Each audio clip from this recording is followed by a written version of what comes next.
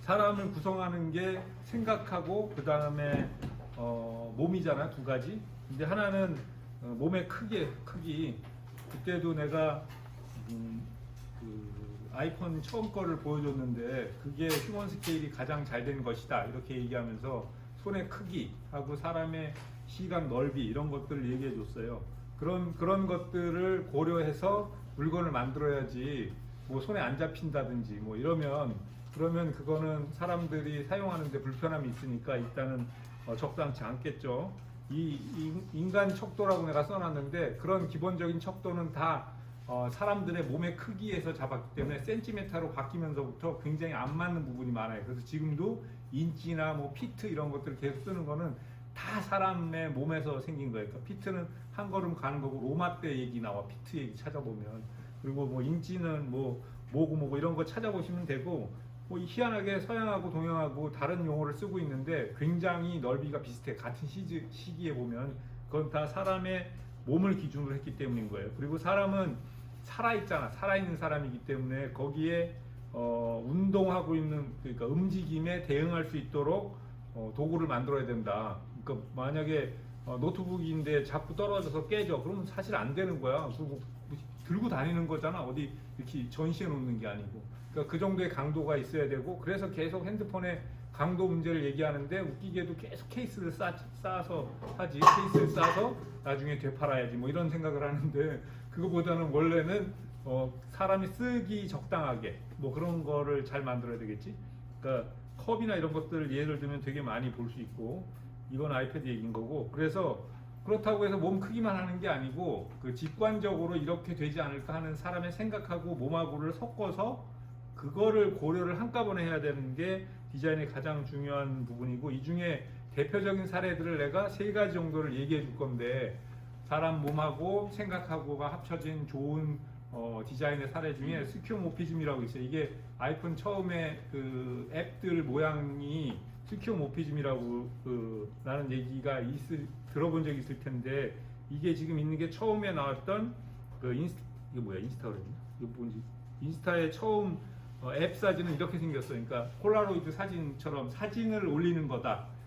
인스타의 목적은 내 사진, 개인적인 사진을 올리는 거야. 이 얘기를 하려고 이렇게 아예 폴라로이드 그림을 그대로 올렸어요. 이게 원래 그 스티브 잡스가 한 스큐모피즘에 맞춰서 해달라고 그랬겠지. 아니면 이 디자인을 인스타가 안 하고 아마 그 아이폰 쪽에서 하지 않았을까 하는 생각도 들어요. 그래서 이런 앱들을 갖고 있었는데 이게 점점 더 단순화되고 플랫하게 바뀌는 거야. 이런 식으로 바뀌어갔어요. 그래서 지금은 이게 UI가 스퀘어모피즘에서 플랫 디자인으로 갔다가 머티리얼 모피즘으로 갔다가 뉴 모티브로 갔다가 지금 글라스 모피즘으로, 얼마 전에 업그레이드 된 거 보시면 아이폰 갖고 있는 사람 다 알겠지만 글라스 모피즘으로 바뀌어 있잖아. 이게 지금 이렇게 바뀌었는데, 이게 스퀘어모피즘에서 단순하게 간 거하고 글라스 모피즘으로 간 거하고는 약간 개념이 달라요. 이거 부분을 좀 고려해 봐라 라고 해서 여기다 넣어 놓은 건데, 무슨 의미로 얘기하는 거냐면 여러분들의 명품 브랜드들 로고를 보면 처음에는 다 셀리프가 그 칼로 나무에다 콱 찍어가지고 긁었을 때 끝에 나오는 게 셀리프인데, 이렇게 셀리프가 있는 명조체처럼 생겼던 것들이 다 고딕처럼 바뀌었던 시절이 있어. 그게 한 15년 전에 다 그랬는데, 이유가 뭐냐면 온라인에서 그걸 계속 띄워야 되는데 그림은 너무 늦게 뜨는 거야. 그래서 텍스트로 띄울 수 있고, 그렇게 용량이 작은 로고를 쓰기 위해서 플랫하고 매트한 것들로 다 바뀌기 시작했어. 그때 똑같이 속도가 중요했기 때문에 이런 그림으로 되어 있는 것들은, 용량이 큰 것들은 뜨기가 너무 어려우니까 다 플랫한 디자인으로 바뀐 거예요. 그러니까 기술적인 문제였지. 근데 지금은 그런 문제가 없잖아. 그러니까 그거에 따라서 뭐 그림자가 생기게 한다든지 막 이런 식의 UI가 생겼는데, 그러니까 입체적으로 보이게 하고 싶은 거지. 스퀘어모피즘으로 돌아가진 않지만 단순했던 것들이 입체감을 살려주고 싶었고, 그게 훨씬 인식이 좋을 거라고 생각했는데 사실상 그렇지 않았던 거야. 그래서 다시 구글하고 아이폰이 다시 플랫 디자인으로 바뀌었어요. 레이어 디자인으로 바뀌었어. 그렇게 바뀌었다가 지금 다시 글라스 모피즘으로 하는데, 글라스 모피즘이 지금 처음 온 게 아니고 2013년도에 한번 쫙 왔었어요. 근데 그때는 해보니까 가시성이 안 좋다고 해서 다 없어져 버린 거야. 근데 지금 다시 왔는데, 이유가 뭐냐면 자, 여기부터는 그냥 추측인데 지금 앞으로는 이 모바일을 들고 다니는 게 없어질 거잖아. 그리고 지금 화면 크기의 문제잖아. 그러면은 화면 크기를 늘릴 수 있는 방법은 그냥 유리같이 평평한 데다가 대거나 뭐 이래가지고 화면을 늘리는 방식을 택할 거야. 보나마나. 그러니까 시계를 차고 있든지 뭐 목걸이가 있다든지 이렇게 누르면 그냥 이렇게 보인다든지 거기서 이렇게 하면 하게. 이걸 들고 다니는 게 이건 가방에 있고 나머지 것들이 끄집어내서 다닐 때인데 그때는 공중에 어떠한 프레임이 생기고 거기에 배경이 있고 보이려면 글라스 모피즘이 제일 괜찮아. 지금 아마 그 생각을 하고 있지 않을까 싶어. 그러니까 여기 그 안경들 이미 나왔잖아. 안경을 써보면 안경 안에 이렇게 떠 있는데 이것도 글라스 모피즘으로 하는 게 제일 낫거든.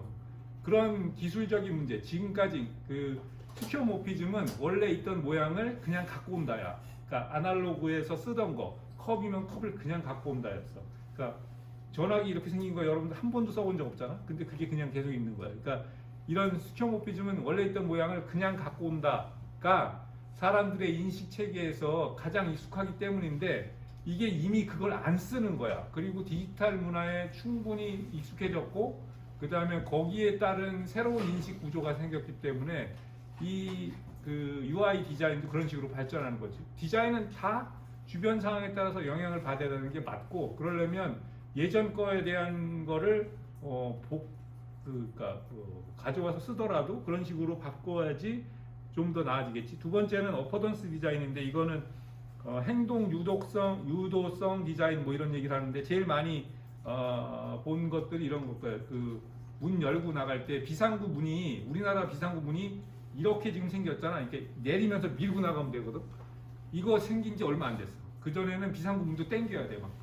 뭐 왼쪽으로 했다 오른쪽으로 했다 못 나가서 연기에 질식해서 죽었다 이런 얘기 굉장히 많이 나왔어요. 근데 아주 급한 상황에서 사람들이 그 디자인의 모양을 보고 행동을 할 수 있도록 해야 된다가 어퍼던스 디자인이야. 그러니까 그 어퍼던스 디자인 중에 아이폰에 들어간 건 내가 파져 있는 것도 어퍼던스 디자인이고 그 다음에 뭐 지금 핸들 얘기도 했지만 만약에 뭐 오른쪽으로 돌려야지 열리잖아. 그 나사가 오른쪽으로 돌려야지 잠기는 거는 지금 인터내셔널에 똑같은데 이거 회의해가지고 맞춘 거야. 그전에는 왼쪽으로 돌려야지 잠겼고 오른쪽으로 돌리고 반반이었어. 근데 오른쪽으로 돌리는 걸로 전 세계에서 맞춘 거. 이게 한 100년 전에 그런 일이 생겼어요. 그게 뭐냐면 후천적으로 이런 식으로 모두 다 공유해야지 사회가 좀 편하다 이런 식으로 바뀐 것들이 있어. 이것도 어퍼던스 디자인에 포함되어 있는 디자인들이야. 그래서 행동을 할 수 있게 하는 그런 것들이 필요하고 지금 이런 게 잘 적용된 게 좋은 디자인이라는 뜻으로 얘기해 주는 거야. 그러니까 그 스퀘어모피즘이 필요하다. 근데 지금 현재 상황으로 가장 적당한가 이런 식으로 지금 생각해 보라고 얘기해 주는 거야. 그 다음에가 보편 유니버설 디자인이라는 건데 유니버설 디자인은 내가 저번 시간인가 얘기해 줬는데 일반적인 사람들 그 평균적인 사람들 말고 그 나머지가 절반이 있잖아. 그러니까 그 사람들한테도 충분히 편안한 디자인이 된다. 그냥 쉽게 생각하면 장애를 가진 사람들한테도 편안한 디자인이 일반인한테도 편하다 이런 거하고 맞는데 거기에 잘된 디자인들이 보시면 뭐 지금 여기 보면 휠체어가 일반 그 세면대 보면 여기 막혀 있어가지고 들어갈 수가 없잖아. 그거 밑에만 뚫으면 휠체어 들어가서 씻을 수 있잖아. 그런 것들이 유니버설 디자인이야. 보편 설계라는 거고 이쪽에 있는 게 계단인데 일반적인 사람이 이렇게 걸어가면 되고 휠체어는 이렇게 가면 되잖아. 그러니까 넓은 게 똑같이 갈 수 있게 해놓은 게 유니버설 디자인인데 이것만 유니버설 디자인은 아니야. 유니버설 디자인의 뭐 7대 법칙 이렇게 찾아보면 엄청 많아. 이거 나온 지 오래됐기 때문에 그러니까 예시로 주는 건데 일반적인 사람만을 위해서 하지 말고 그 능력이 떨어지는 평균치에 떨어지는 사람도 이 세상을 같이 편안하게 살 수 있는 방법을 찾아야 되는데 그 중에 하나가 뭐냐면 시각적인 판단이 어려워도 그 판단을 쉽게 할 수 있게 만든다야. 그 중에 내가 생각하기에 아무도 이 얘기는 하지 않는데 최고의 한국의 유니버설 디자인은 저 도로 표지야. 저게 뭐냐면 도로가 어디로 가면 된다고 노란색, 파란색 줄이 이렇게 거져 있어. 이게 누가 한 거냐면 그 젊은 공무원이 아이디어를 내가지고 그래 한번 칠해보자 그랬더니 이거는 왜 필요하냐면 누군가가 다칠 수 있거든. 길을 찾다가 요새 내비게이션으로 바뀌었잖아. 옛날엔 내비가 없었으면 어떻게 했을 것 같아? 가다가 길 서가지고 보고 있을까? 그럴 땐 가기 전에 지도를 다 찾아봐. 그래서 이 포인트에 그러니까 표시 있으면 이거 보고 오른쪽으로 꺾어야 되겠구나. 다 계산한 다음에 운전 제일 잘하는 애가 딱 들고 야 너 지도 봐 그러면서 다녔어. 나도 차 빌려가지고 유럽 여행 다녔어 친구들하고. 그럴 때 그 차 타고 다닐 때 다 지도 보고 왔다. 지도 보고. 그리고 야 여기 서봐. 그 다음에 옆에 서서 다시 상의하고 야 가자 이렇게 갔어. 근데 지금은 내비가 생기니까 모르는 길인데도 그냥 가. 그런데 운전하는 사람들이 있으면 모르겠지만 옆에서 보면 내비만 보고 방향이 막 헷갈리잖아. 그럼 막 지나가게 되는데 그러다 갑자기 차선 변경해서 들어가고 막 이러는 거야. 엄청 위험한 상황들이 굉장히 많이 발생해. 그 내비만 보고 다니느라고. 그리고 내비를 보면 실제가 안 보이잖아. 여기에 있다고 치더라도 여기에 집중하면 여기 안 보이거든.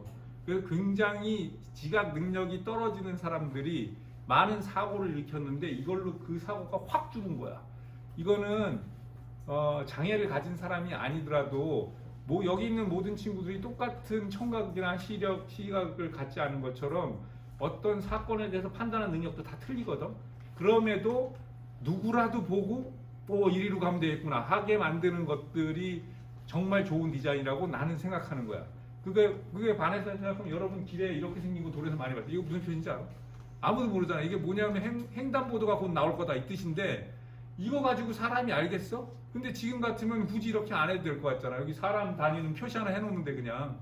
근데 이게 어떠한 룰 때문에 바뀌지 못하고 계속 사람들한테 그런 불편함을 주고 있는 것들, 이런 것들은 있는지 찾아보라는 거야. 이렇게.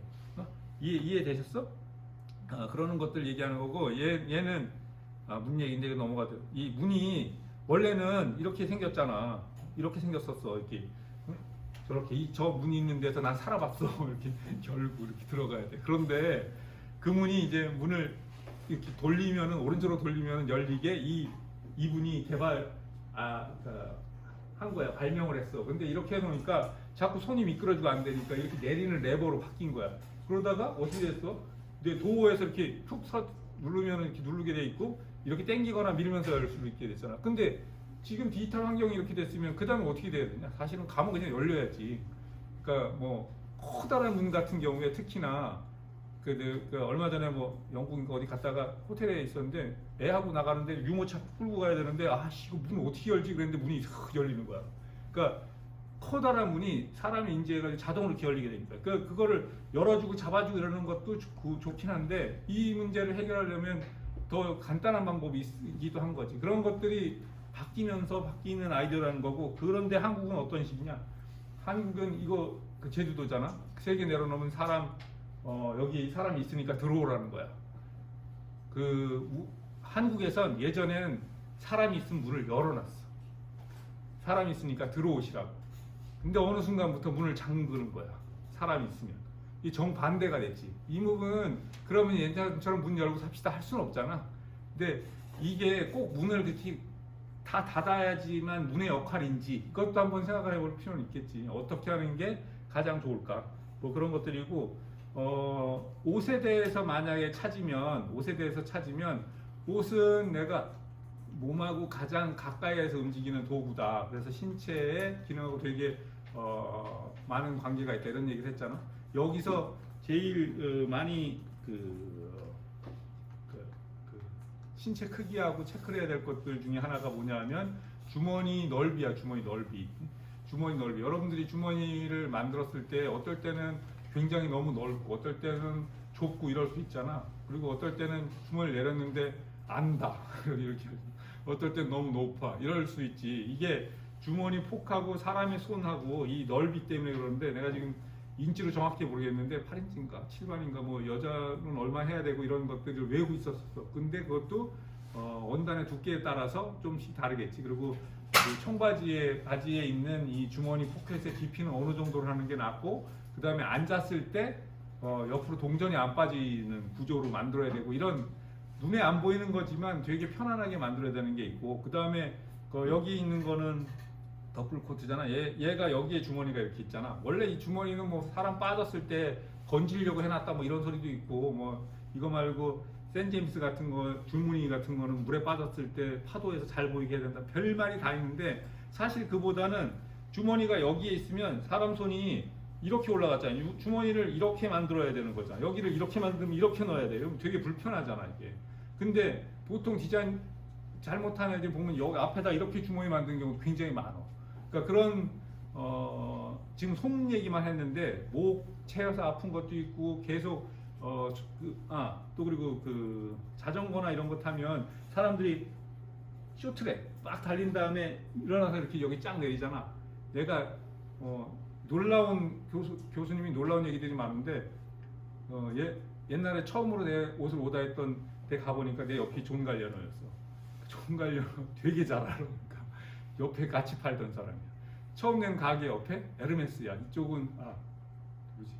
에르메스가 아니지. 누구냐. 그러니까 선생님은 그거를 그러니까 직접 이렇게 경험을 한 사람이잖아. 옆에 바로 누가 있었어. 뭐 이자벨 마랑하고 그러니까 전시회장에 바로 옆집 이자벨 마랑이야. 그래서 야 동갑이더라고. 물어봤지. 프랑스 애인 거야. 그래서 얘는 그때는 니트를 한참 많이 하고 있어요. 자기 니트 굉장히 자신 있다고. 뭐 그런 얘기를 했었던. 그러니까 내가 이렇게 얘기하는 게 그러니까 어디 책에서 보고 한 얘기가 별로 없어. 그냥 그 당시에 운 좋게 그들과 같이 있었던 거야. 그러니까 마티마잘라 얘기도 해주면 한두 끝도 없이 해줄 수 있는 얘기가 그 맨날 그것 때문에 야 이 자식은 어떻게 이런 생각을 했지 그러면서 계속 보는 거야. 그러니까 거기에 대한 게 되게 많이 이렇게 실제 경험으로 있는 것들이지. 지금 여기 그 더플 내가 지금 뭐 얘기하다 그런지 모르겠는데 이 더플코트 같은 경우도 이렇게 돼야 된다고. 내가 지금 뭐 얘기하다 그러냐. 까먹었어. 아무튼 옷에 대한 것도 사람들의 신체하고 굉장히 많은 연관이 있다. 그것도 한번 찾아와. 불편하게 되어 있는 것들도 있고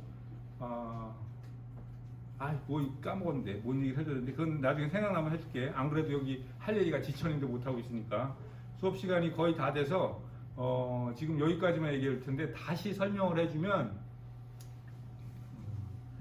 사람이 만드는 도구도 옷도 사람이 만드는 도구고 그 도구는 사람이 일단 편안해야 돼. 지금 요 다음 시간에 요 파트는 우리가 더 추구해야 될 창의적인 디자인의 예술성에 대한 얘기를 해줘야 되는데 다 싹 다 빼놓고 그거보다 인간을 위한 디자인이야 핵심이.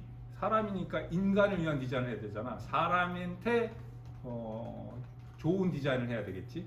그거에 제일 가장 좋은 디자인을 나는 뭐라고 생각하냐 하면